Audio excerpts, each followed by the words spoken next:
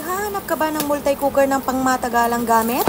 So, usapan nga ko, bumili nga pala ako ng isang Gaabor multi-cooker. 2 liters na siya. May kanin pa. So, mag-unboxing tayo dahil bumili pa ako ng isa pa. Dahil nagustuhan ko talaga siya. Anyway, pangatlong purchase ko na to. Yung una, yun na yung inuwi ko sa probinsya para gamitin namin sa probinsya pag umuwi kami dun sa bahay namin doon. Okay. At pangalawa, ito, ginamit na namin. At itong isa naman, para pag umaalis-alis kami, may madadala kami. Unboxing na tayo! Ay, te, sinasabi ko sa'yo, baka nag-break na lang kayo ng kalibin mo dyan sa apartment mo. Buhay pa to. Yun yung packaging, mga kaurmo to. Yan, bigabol siya. Very legit, B. 3 years na kaming live-in ng jowa ko. Hanggang ngayon, buhay pa yung una naming binili. Inuwi na lang namin sa probinsya para may gamitin kami sa bahay doon. Yan, mga kaurmo to. Una, syempre yung kanyang takip.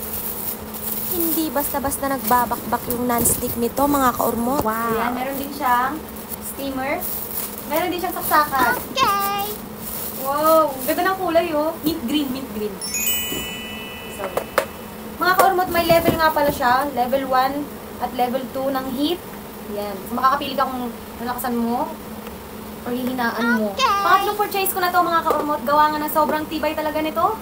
Pangmatagalan ko talaga siyang nagamit. Kaya nung nagawa na nung isa, yung kanyang roll dito sa bahay, ay talagang bumili ako ng panibagong Gaabor multi-cooker ulit. Ibig sabihin nun, nagustuhan ko talaga siya. At paniguradong magugustuhan nyo rin ito, mga kaurmot, dahil matibay talaga siya, pang matagalan. Hindi kagaya ng ibang brand na bilis lang siyang masira or parang nangangamoy sunog yung lasa. Ito, non-stick talaga siya at hindi siya amoy sunog pag nagluto ka ng mga ulam.